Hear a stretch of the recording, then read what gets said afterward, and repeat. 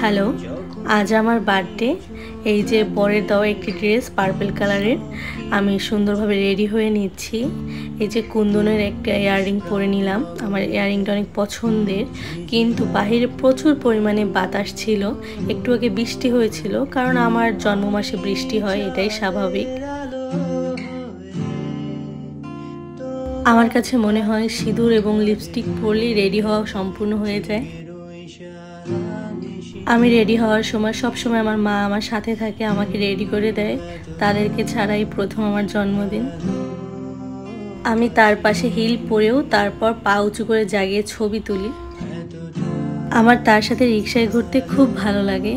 তার পছন্দের কালার হলো সাদা, তাকে আজকে অনেক বেশি সুন্দর লাগছে। আমি এত বড় একটা মেয়ে এখনো কিন্তু রোড ক্রস করতে পারি না। এই যে ফুটওভার ব্রিজ থেকে চলে গেলাম, তার কিন্তু আমার নিয়ে অনেক জ্বালা, কিন্তু সে আমাকে কিছু বলে না। আমরা চলে আসলাম শেফস টেবিলে। এখানে ঢুকেই প্রথমে আমি চলে যাই স্যালাড সেকশনে। ওখানে গিয়ে দেখে নিই সব কিছু, কিন্তু ভাবছি আজকের এগুলো খাবো না, কারণ তাহলে অন্য আইটেম খেতে পারবো না। মেঘা আর সুদেব আমাকে এখানে বসিয়ে চলে গেল, বললো তুই এখানে বসে ফ্রেঞ্চ ফ্রাই খা, আমরা একটু আসতেছি। এখানে আমি এবং মেঘার একজন ফ্রেন্ড ছিলাম। অন্যদিকে দেখি দুলাভাই আর শালি দাঁত কেলাতে কেলাতে এসেছে। আমার লেগে বেলুন আছিস? আমি তখনও বুঝিনি হাসির কারণ কি। অন্যদিকে সুদেব বলে, এই হলো বাবুই পাখির বাসায় তুমি আর আমি। আমার এরকম পাখির বাসা এগুলো খুব ভালো লাগে। Happy birthday গুগু। রাজনের নাম, রাজনের পক্ষ থেকে গুগু। এই হলো হাসির কারণ। বাসায় রাজন আমার নাম দিছে গুগু, গুগু। আর আমার কে ওরা চালাকি করে নাম দিছে গুগু। এই বুদ্ধিটা কার সুদেব? বুদ্ধিটা কার? এই মেঘা ওর বার্থডেতে আমি ওর এমন নামটা দেবো, একটু পাবলিক করে দেবো। শোনা ভাই, ওর বার্থডেতে আমি দেবো অনেক হাগা, রাজনের গুগু। আরে কপাল, কি নাম আমার উঠে গেল রে। আর এটা অনেক সুন্দর হয়েছে, অনেক কিউট। তোমাদের সাথে এই আজব নামের গল্প একদিন বলবো, কি কারণে এসব নাম দেওয়া আমার ভাইয়ের।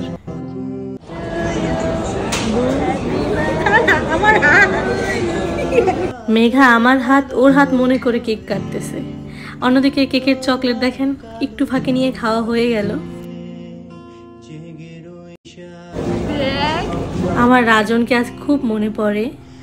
এই যে আরেকটা ভাইয়ের সাথে আমিও কেক কেটে নিলাম। কেমন জানি আজ পিচ্ছি পিচ্ছি লাগে, কেমন জানি পিচ্ছি পিচ্ছি লাগে। মজা একটা সবাই আমারই খাওয়া ভালোই লাগে। এত ভারী।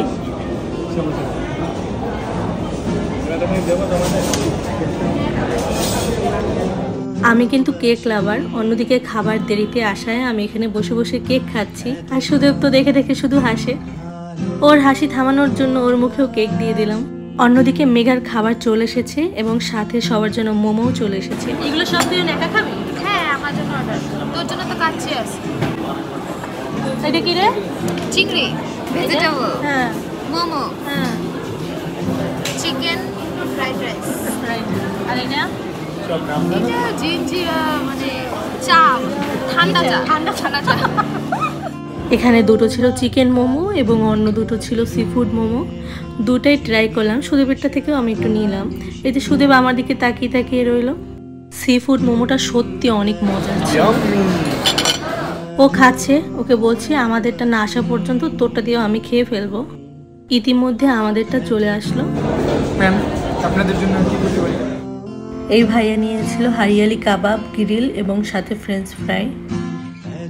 কাচ্চি বিরিয়ানির হাঁড়িটা দেখলেই তো ক্ষুধা লেগে যায়, আর কাচ্চি বিরিয়ানির ঘ্রাণটা জাস্ট ওয়াও। বাসায় বসেও জামাইকে খাবার তুলে না দিলে একা কখনো নিয়ে খায় না, বাইরে গেলেও ঠিক তেমন।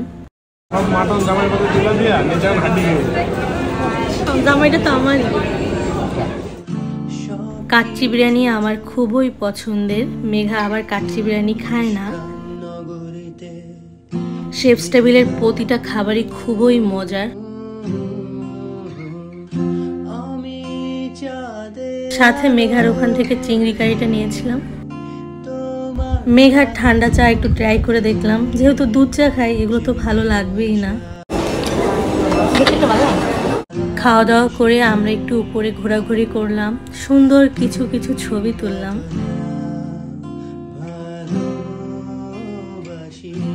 যত দিন যায় তত মনে হয় অনেক বড় হয়ে গেছি, মায়ের সেই ছোট্ট মেয়েটি নই।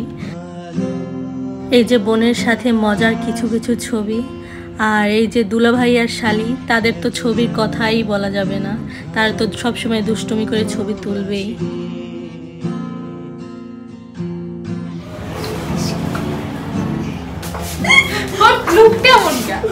এখন ভাবছি চায়ের টঙে 1 কাপ দুধ চা করালিগার না খেলেই নয়।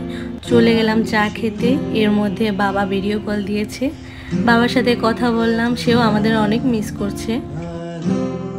এই তো চাটা খেয়ে নিলাম, এখন মনে হয় পুরো শান্তি। আর এই জীবনে প্রথমবার ফুচকা সামনে পেয়েও খাইনি, কারণ পেট একদম ভরা। সবাই রেস্টুরেন্ট থেকে কত কি আনে, আর এনেছে মোমো স্টিক, সেগুলো দিয়ে মাথা বাঁধবে, নিনজা টেকনিক তার।